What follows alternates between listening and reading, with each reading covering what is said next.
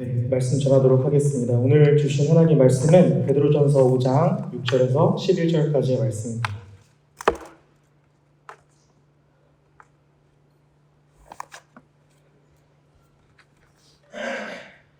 베드로전서 5장 6절에서 11절 말씀입니다. 제가 가진 성경책은 신약성경 383페이지 안에 있고요. 핸드폰 어플로도 찾아주시면 감사하겠습니다. 오늘 말씀은 우리 교독하지 않고 함께 합독으로 전부 다 함께 읽고 우리 11절 아멘으로 마치도록 하겠습니다. 아멘 2번 하셔도 되고요. 마지막에 아멘으로 끝나서 한 번 하셔도 되고요. 그렇습니다. 베드로전서 5장 6절부터 11절까지 함께 읽습니다. 시작! 그러므로 하나님의 능하신 손 아래에서 겸손하라. 때가 되면 너희를 높이시리라. 너희 염려를 다 주께 맡기라. 이는 그가 너희를 돌보심이라. 근신하라. 깨어라. 너희 대적 마귀가 우는 사자같이 두루다니며 삼킬 자를 찾나니 너희는 믿음을 굳건하게 하여 그를 대적하라. 이는 세상에 있는 너희 형제들도 동일한 고난을 당하는 줄을 압니다. 모든 은혜의 하나님 곧 그리스도 안에서 너희를 부르사 자기의 영원한 영광에 들어가게 하시니가 잠깐 고난을 당한 너희를 친히 온전하게 하시며 굳건하게 하시며 강하게 하시며 털을 견고하게 하시리라. 권능이 세세에 무궁하도록 그에게 있을지어다. 아멘. 할렐루야. 네, 오늘 또 찬양으로 섬겨준, 또 기도로 섬겨준, 또 기도해 주신 것처럼 보이지 않는 곳에서 이 예배가 진행되어질 수 있도록 수고하는 우리 모든 손길에 감사하는 우리 수요 저녁입니다. 베드로전서는 예수님을 믿는 삶을 사는 우리에게 보내는 우리 그리스도인들에게 우리 이 세상 한복판에서 예수님을 믿는 믿음으로 인해 현실적으로는 사실 쉽지 않은 어려움, 그렇게 이방인이며 나그네와 같은 성도의 삶을 격려하는 편지가 베드로전서입니다. 우리가 믿는 자로서 신앙을 지키고 신앙을 가지고 현실을 살아내는 문제에 있어서는 두 가지로 좀 생각을 해볼 수 있을 것 같은데요. 첫 번째는 각자 한 개인이 그 인생과 존재의 내용을 어떻게 담아내고 무엇으로 채우며 살아낼 것인가 하는 문제가 첫 번째 한 부분이고요. 또 하나의 문제는 외부로부터 내 의지와 어떤 생각과는 좀 상관없이 오는 시험과 핍박이 늘 있다는 것이 또 하나의 문제입니다. 그렇게 오늘 본문은 너희 대적 마귀가 우는 사자같이 두루다니며 삼킬 자를 찾는다고 말씀하고 있습니다.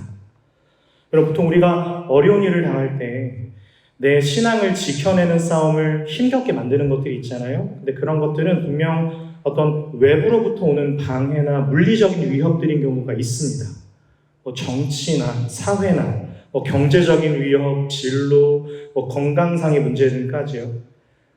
우리가 경험으로 잘 알다시피 이런 문제들은 말하자면 저와 여러분을 위협하는 대적, 또 혹은 부정적인 감정, 그리고 대개는 세속적인 가치관이 주는 달콤한 이 혼란스러움을 어떻게 우리가 좀 이겨낼 것인가 하는 문제에서 내가 그걸 맞서 싸울 것이냐 아니면 타협할 것이냐 하는 여러 갈래의 답답함을 우리가 이렇게 만나곤 합니다.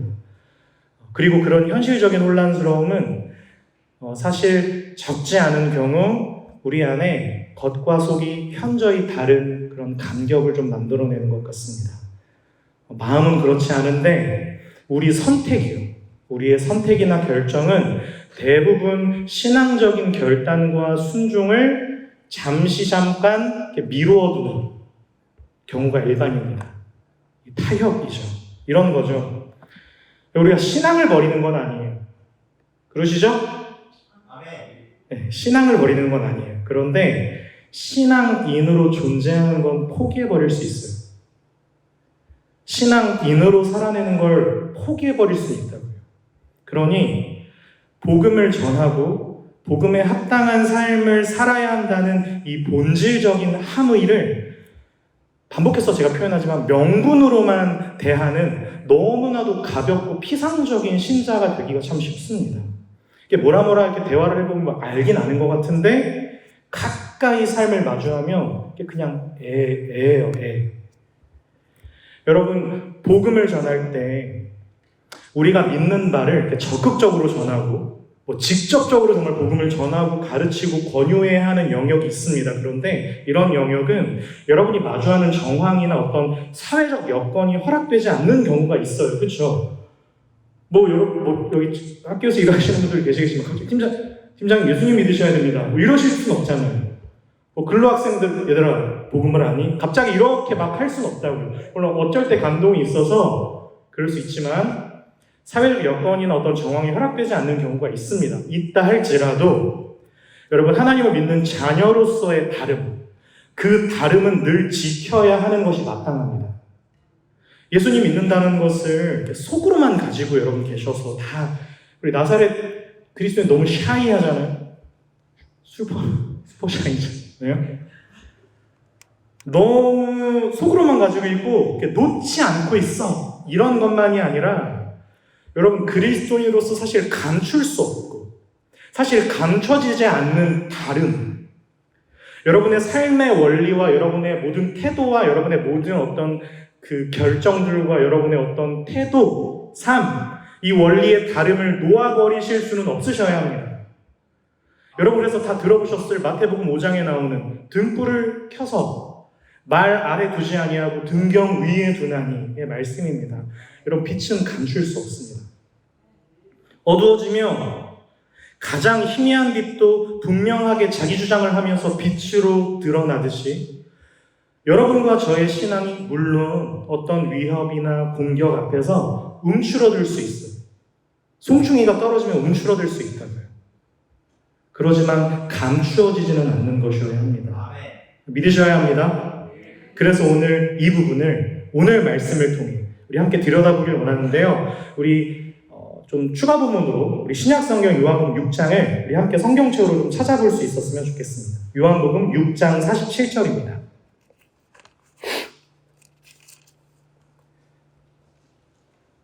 신약성경 요한복음 6장 47절.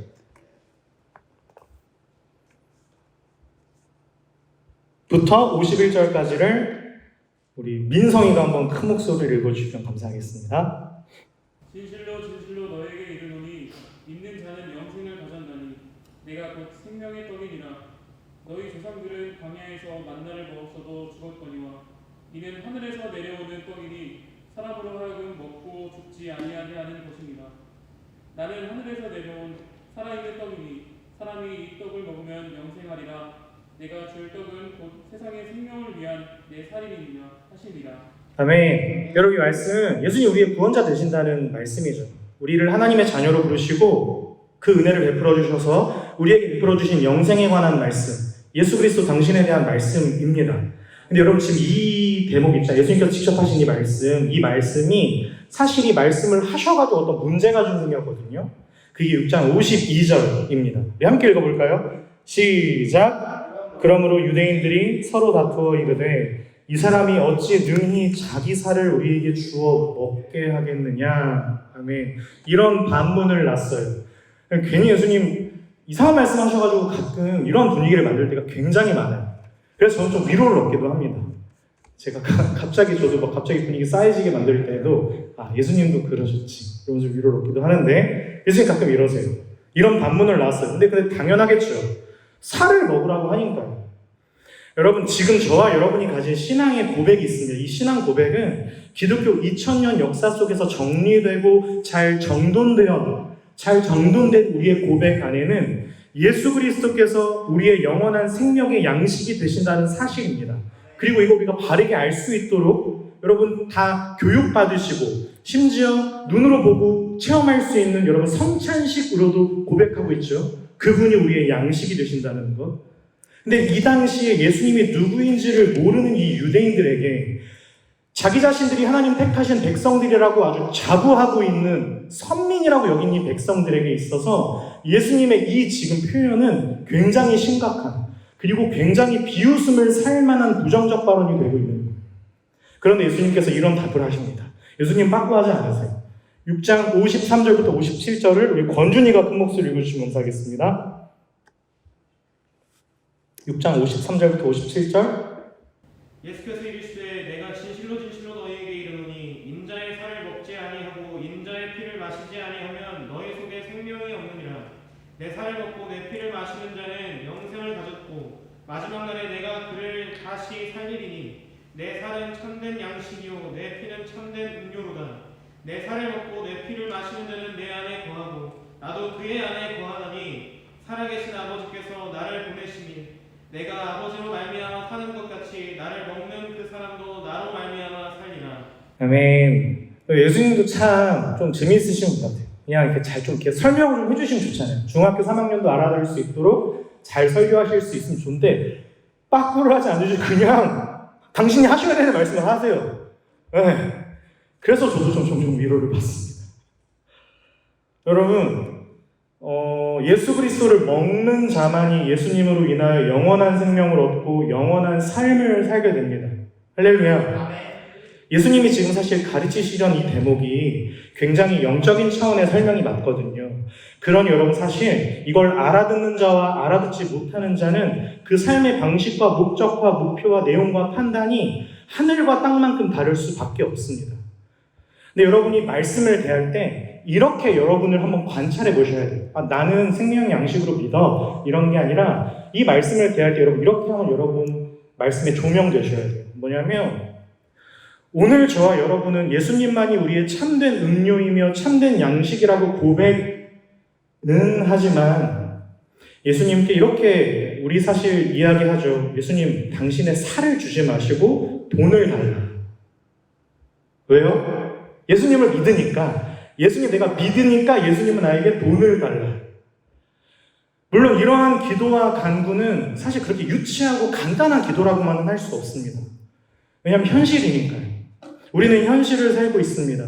그렇게 여러분 우리가 기도한다는 것이 마치 세상을 살아가는 자연스러운 생리를 포기하고 어떤 초월적이고 영적인 것만을 취하고 구해야 한다는 뜻은 결코 아니어야겠습니다. 다만 여러분 이 사실 앞에 서야 합니다. 우리는 보이는 것, 이 현실 자체가 전부가 아니라는 것을 믿는 자들입니다. 보이는 것은 극히 일부이고요. 더 큰 가치가 있습니다. 할렐루야. 여러분 이거는 말 장난이 아닙니다. 여기서 큰 가치가 있다는 건 그냥 믿어 이런 게 아니죠. 더 큰 가치가 있다는 건 무슨 뜻입니까? 우리 눈에 보이는 것들 안에 우리의 삶과 존재 안에 진정한 의미와 목적을 담아내시고 실현시키기를 작정하신 살아계신 하나님이 계십니다. 그리고 그 하나님을 아는 가치가 더 큰 가치, 더 높은 가치입니다. 그러니 우리가 먹든지 마시든지 무엇을 하든지 이 모든 가치 위에 가장 올바르고 선하고 아름다운 뜻으로 그 마음에 합한 자들로서 내 삶을 살며 그 삶의 목표와 우리 삶의 목적이라 함은 보이는 것으로는 다 드러나지 않는 예수 그리스도 안에서 허락된 부르심, 그 약속에 근거하는 것입니다. 이게 여러분의 삶, 우리의 삶, 여러분의 진로, 여러분의 계획, 여러분의 비전, 꿈, 이 모든 것들입니다. 세상의 저들과 여러분 똑같이 우리가 현실적인 정황을 살지만 우리가 저들과 똑같이 그냥 정황과 처지에 떠밀려서 우리도 때로 그렇게 흘러가는 것처럼 보이나 그럴 수 없는 것입니다. 그렇게 6장, 우리 60절 말씀으로 가봅시다. 우리 60절부터 63절 함께 있습니다. 시작! 제자 중 여럿이 듣고 말하되 이 말씀은 어렵도다. 누가 들을 수 있느냐 한데 예수께서 스스로 제자들이 이 말씀에 대하여 수군거리는 줄 아시고 이르시되 이 말이 너희에게 걸림이 되느냐? 그러면 너희는 인자가 이전에 있던 곳으로 올라가는 것을 본다면 어떻게 하겠느냐? 살리는 것은 영이니 육은 무익하니라. 내가 너희에게 이른 말은 영이요 생명이라. 아멘. 계속 반복되는 설명이에요. 보이는 게 전부가 아니라 보이지 않는 더 크고 영원한 가치가 있습니다. 그래서 보이는 모든 것은 보이지 않는 모든 세상의 주인이신 하나님께서 창조하신 세상입니다. 그러니 우리가 현실을 전부라고 생각하는 게 아니라 지금 깨졌고 지금 이렇게 내가 원하는 대로 흘러가지 않고 있는 이 현실을 전부라고 생각하는 게 아니라 이 모든 것의 주인이신 하나님의 뜻과 목적 안에서 여러분이 속한 시대, 여러분이 속한 시간, 여러분의 정황의 맥락을 이해해야 하는 것입니다. 그리고 그 삶의 맥락은, 여러분 각자 삶의 맥락은 예수 그리스도 안에서 예수 그리스도를 통해서만 볼 수 있는 것이며 그 믿음 안에서만 바라보고 이해하고 결정하고 선택하며 순종하는 것. 여러분 이것이 생명의 삶입니다. 이것이 사는 것입니다. 이것이 여러분의 가치입니다. 우리 그렇게 6장 64절, 65절, 66절 우리 치훈이가 한번 큰 소리를 읽어주실까요? 그러나 너희 중에 믿지 아니하는 자들이 있느니라 하시니 이는 예수께서 믿지 아니하는 자들이 누구며 자기를 팔 자가 누구인지 처음부터 아심이더라. 또 이르시되 그러므로 전에 너희에게 말하기를 내 아버지께서 오게 하여 주지 아니하시면 누구든지 내게 올 수 없다 하였노라 하시니라. 그때부터 그의 제자 중에서 많은 사람이 떠나가고 다시 그와 함께 다니지 아니하더라. 아멘.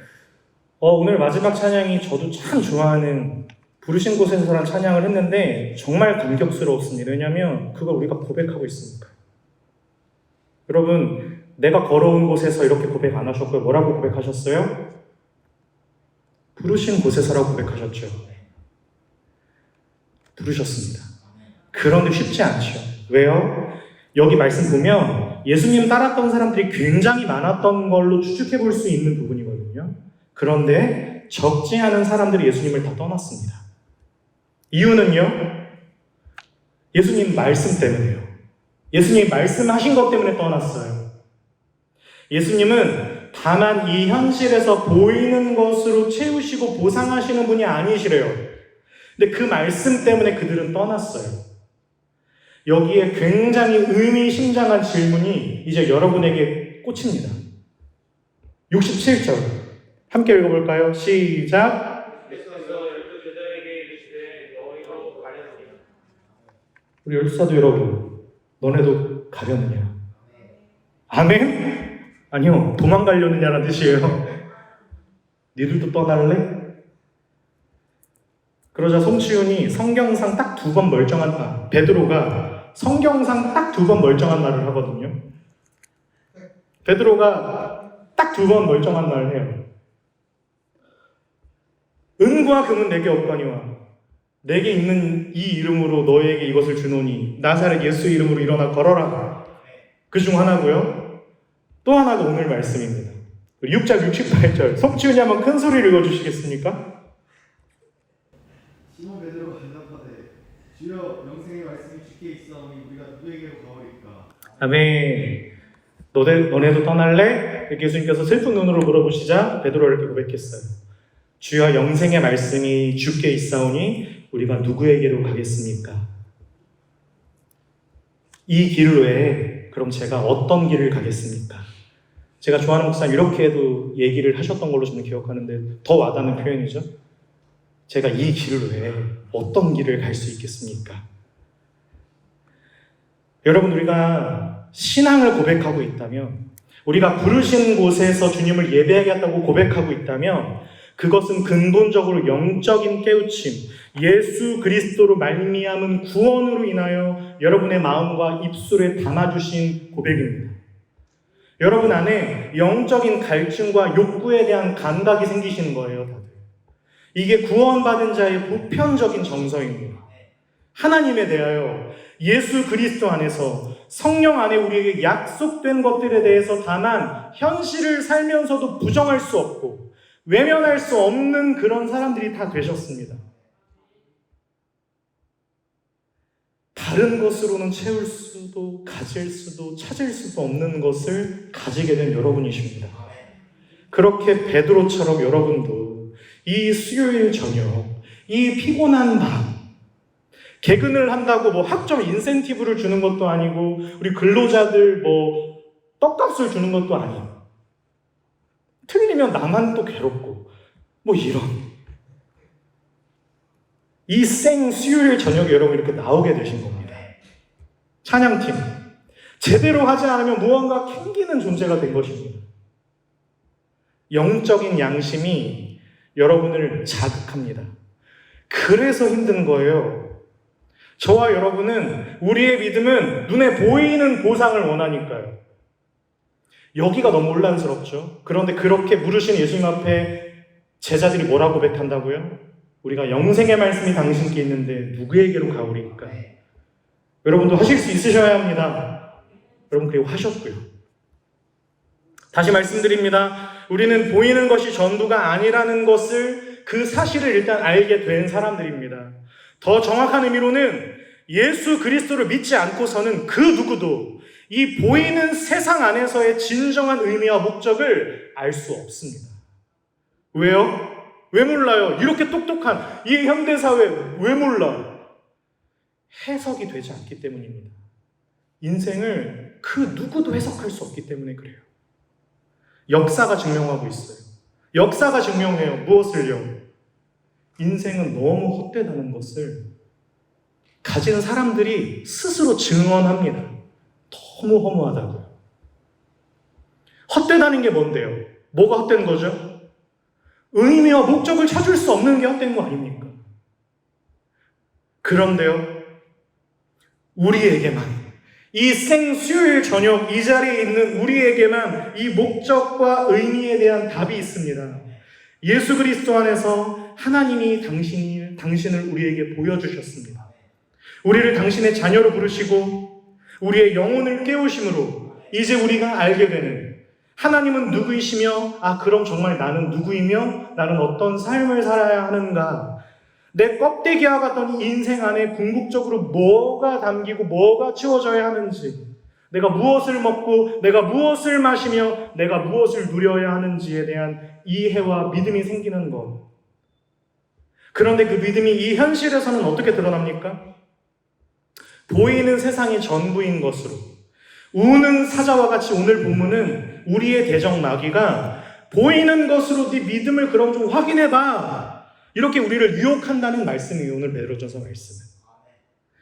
야, 네가 예수 믿으면 널 죽여버리겠어. 여러분, 우리한테는 이런 공격은 안 하는 것 같아요. 네가 예수를 믿으면 널 죽이겠다, 이렇게만 시험하지 않고요, 보이는 걸로 확인해봐. 야, 너 그걸로 확인할 수 없다면 네 믿음이 잘못됐든지 신이 잘못됐든지 둘 중 하나지 않겠니? 의미가 있니? 생각을 해봐. 야, 생각을 해봐. 나대 수준 생각을 해봐. 이것 또한 커다란 유혹이자 협박입니다. 여러분 아세요? 사자라는 동물은 사냥을 할 때 때로 하는데요, 저쪽에 마지막으로 숨어있는 저격수가 있어요. 마지막 그 저격수 쪽으로 이 떼가 사냥감을 몰아간다고 해요. 그래서 마지막 포수가 이제 몰아간 그 자리에서 나와서 사냥감 움켜쥐는 것. 이게 사자의 보편적인 사냥 방식인데요, 우리가 신앙생활을 할 때도 우는 사자와 같이 달려든다는 것이 이런 거죠. 천천히 몰아가죠, 우리를. 그래서 여러분, 우리의 믿음이 진짜냐 아니냐, 이것을 확인하는 성경적인 방법은 전 이것이라고 말씀드리고 싶습니다. 여러분이 현실을 살면서 정말 믿음으로 인해, 예수 그리스도로 인해 여러분 고난을 받으십니까? 안 받으십니까? 여러분 신앙이 아니었다면, 여러분 예수님을 믿는 믿음이 아니었다면 몇 번이라고 때려칠 일들과 문제들이 있느냐 아니냐, 이것이 여러분의 진짜 믿음을 확인하는 기준이어야 합니다. 신앙세계 안에서만큼은 상처라는 것을 받고 싶지 않다는 변명으로 다 회피하고 외면하고 나의 위로와 안정과 평안만을 위한 신앙 질서를 구축하고 기준으로 삼고 있다면 그것은 믿음이 아닙니다. 많은 경우 모래성과 같이 무너질 자기 확신, 학습된 자기 신념일 경우가 대부분입니다. 그렇게 우리는 말씀으로 향해야 하는데요, 우리 요한복음 15장으로 한번 넘어가 보도록 하겠습니다. 신약성경 요한복음 15장입니다.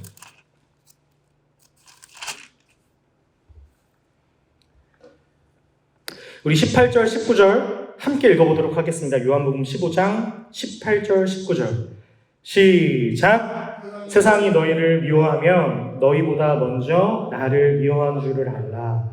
너희가 세상에 속하였으면 세상이 자기의 것을 사랑할 것이나 너희는 세상에 속한 자가 아니요 도리어 내가 너희를 세상에서 택하였기 때문에 세상이 너희를 미워하느니라. 아멘. 여러분, 세상을 등지고 회피하거나 현실 도피하자는 게 아니라요, 우리가 세상에서는 고달플 수밖에 없다는 말씀 아닙니까? 왜요? 도대체 왜요?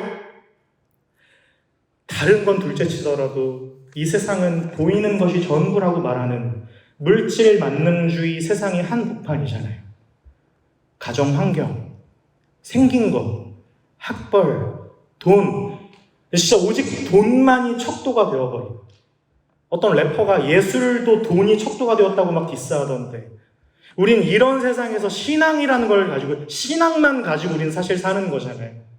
물론 신앙 외에 다른 게 다 부질없다는 게 아니라 그것이 유일한 가치이자 기준을 삼고 사는 사람들이잖아요. 이 현란한 세상 한복판에서. 신앙은 뭔데요? 신앙이 뭐죠? 바르게 사는 건가요? 정직한 건가요? 신앙은 하나님이 요구하시는, 하늘에 계신 아버지의 온전하심 같이 너희도 온전하라는 말씀에 순종하는 믿음이죠. 이게 신앙입니다. 말씀에 순종하며 사는 자들이 신앙인이죠. 그렇게 제가 오늘 PPT 마태복음 5장 43절을 부탁드렸는데 한번 띄워주시겠습니까? 43절부터 48절 함께 읽어봅시다. 시작. 또 내 이웃을 사랑하고 내 원수를 미워하라 하였다는 것을 너희가 들었으나 나는 너희에게 이르노니 너희 원수를 사랑하며 너희를 박해하는 자를 위하여 기도하라. 이같이 한즉 하늘에 계신 너희 아버지의 아들이 되리니 이는 하나님이 그 해를 악인과 선인에게 비추시며 비를 의로운 자와 불의한 자에게 내려주십니다.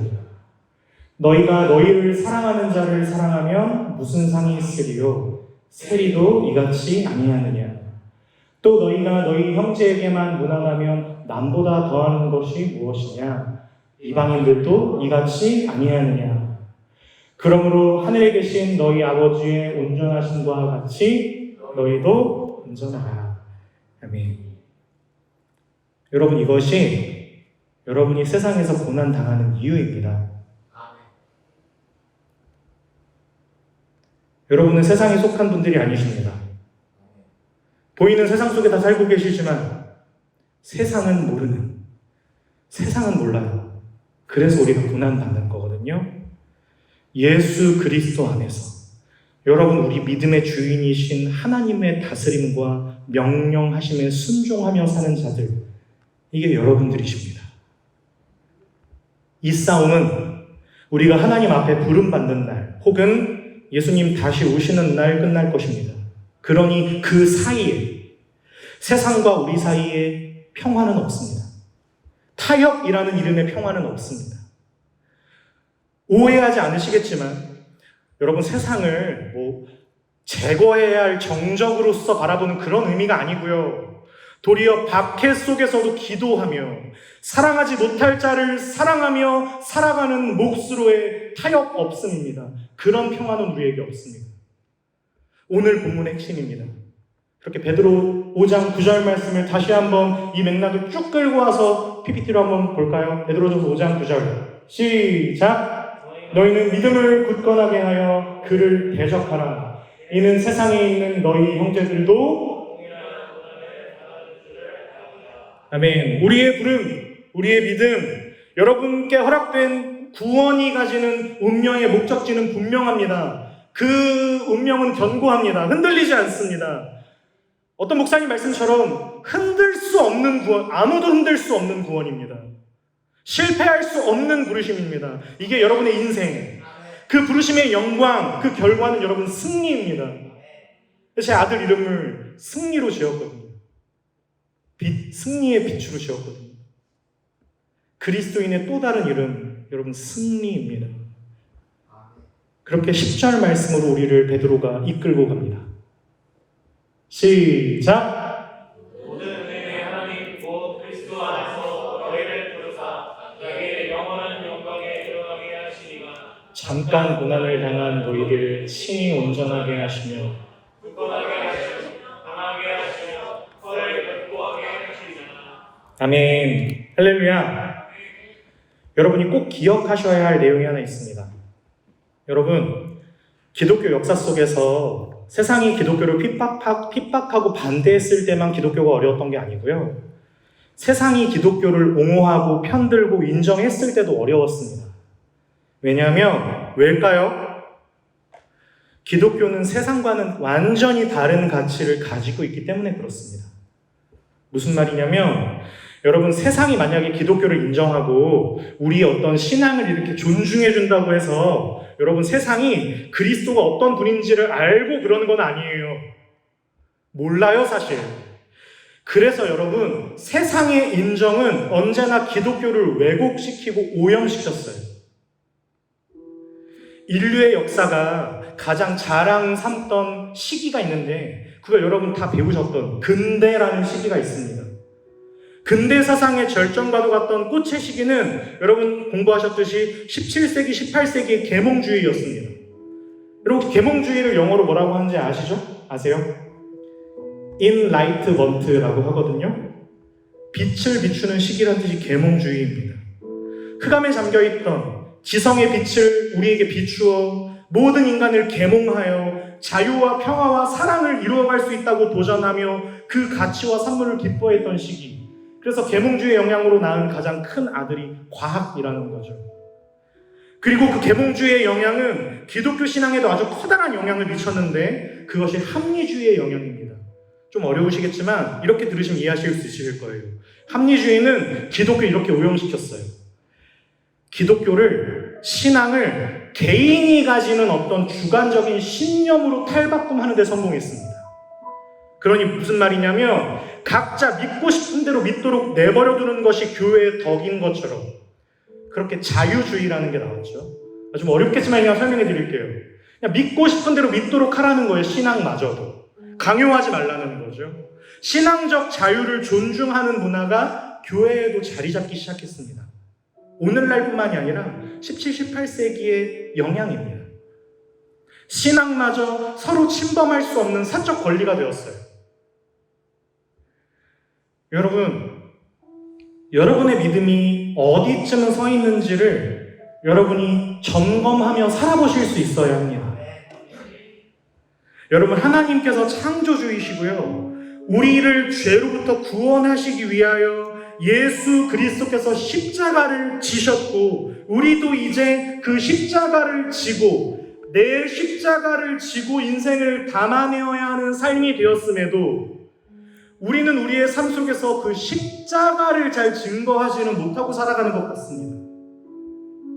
도리어 이 십자가를 좀 지지 않게 해달라고 기도하는 것 같기도 합니다.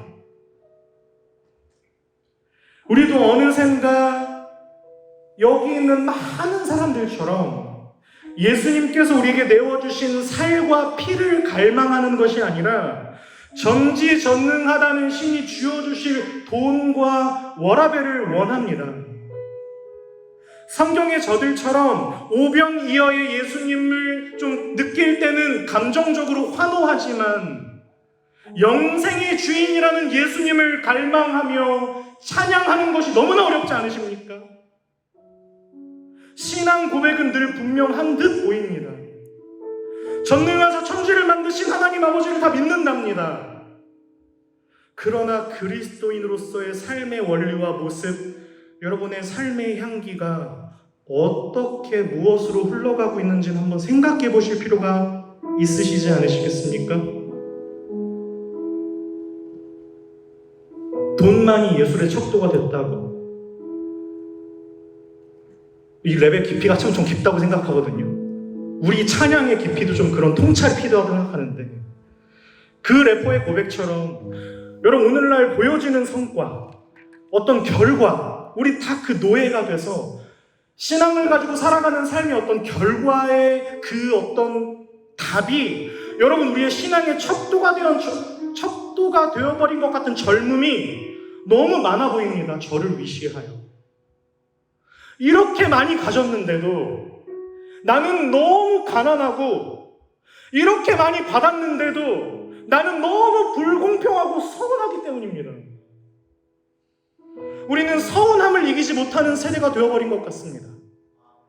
MBTI로 다 숨고 불공정, 불평등 시대정신 앞세워 우리는 복음을 너무 부끄러워하며 살아가는 것 같습니다.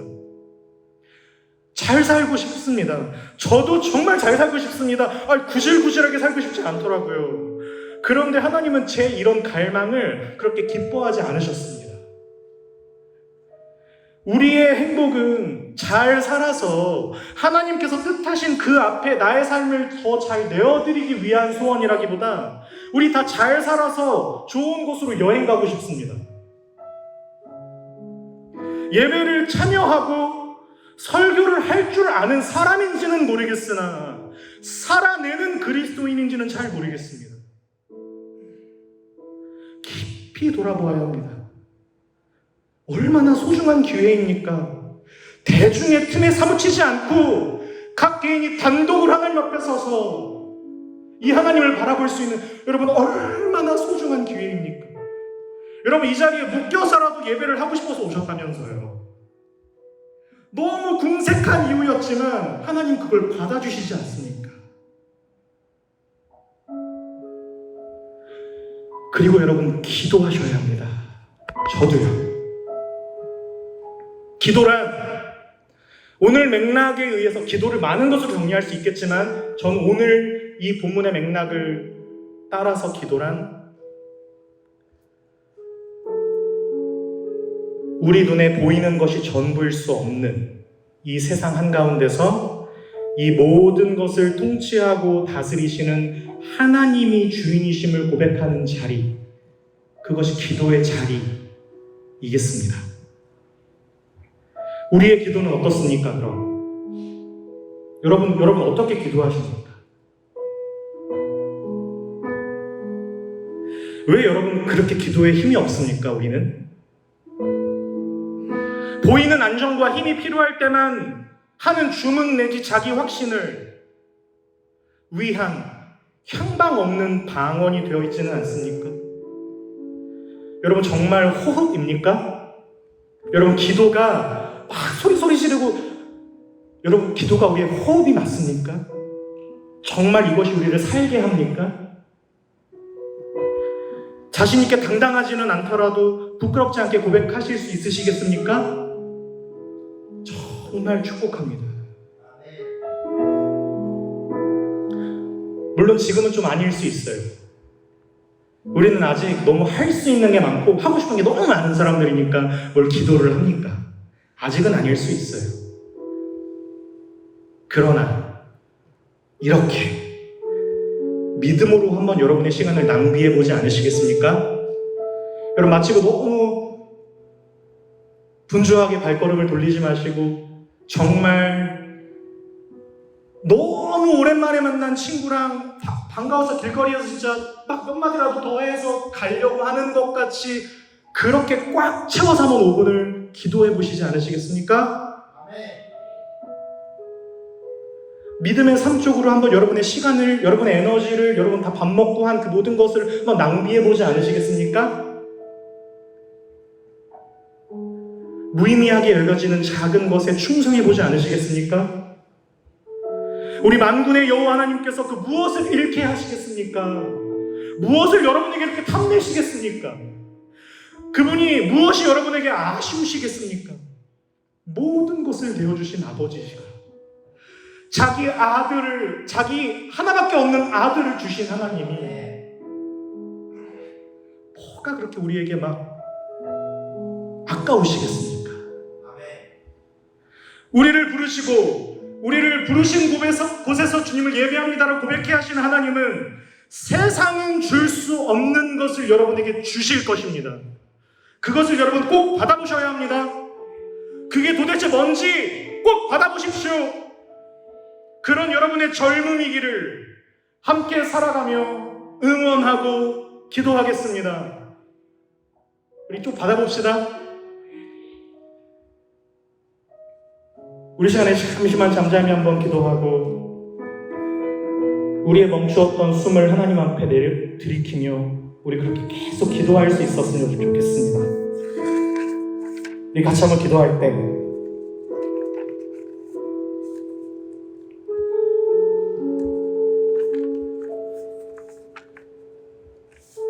뭐 사건 사고가 언제 없었느냐마는 이 대한민국에 요즘 막 10대들이나 우리 다음 세대들에게 말로 형언할 수 없는 그런 범죄들과 그런 것들을 서로 막 조리돌림을 하고 하는 막 이런 일들을 막 메시지를 통해서 들을 때마다 막 너무 마음이 메이고 가슴이 아픕니다. 난 뭐 때문에 공부했지? 나 지금 뭘 위해 진짜 살고 있지? 내가 가진 것을 좀 어떻게 흘려보낼 수 있을까? 어떤 목사가 되어야 할까? 어떤 성도가 되어야 할까? 어떤 교인이 되어야 할까? 내가 뭐 이 세상 모든 걸 다 할 수 없는데 뭘 해야 할까? 왜 하나님 나한테 대학까지 와서 대학원까지 나오게 하셨을까? 왜 나 같은 걸 공부를 시키셨을까? 왜 나한테 안수를 주셨을까? 막 고민을 하는데요. 여러분에게도 이런 고민이 있으실 것 같아서 힘이 됩니다. 여러분이 잘 살아야 합니다. 그래서 못 살아도 괜찮은데요. 왜냐하면 그건 못 사는 게 아니기 때문입니다. 하나님의 뜻 앞에 여러분의 삶의 과정을 내어 맡기며 살아내는 모든 불만족스러운 과정들을 통해서도 하나님은 지금 여러분 모습처럼 하나님을 찬양하는 자로서 하나님 영광 받으실 것입니다. 우리 시간 잠잠히 한번 기도할 때 하나님 당신의 영광을 바라보게 하여 주시옵소서. 이 세상의 어떠함이 아닌 하나님의 아름다우심을 맛보아 알게 하여 주시옵소서. 그리하여 기꺼이 하나님의 이름을 즐거워하고 자랑하고 기뻐하며 하나님의 뜻 앞에 나의 삶을 드린 멋진 나사렛대학교 우리 예배자들, 그런 내가 될 수 있도록 인도하여 주시옵소서라고 우리 주님의 이름 간절히 한번 부르시고 함께 기도합니다. 주여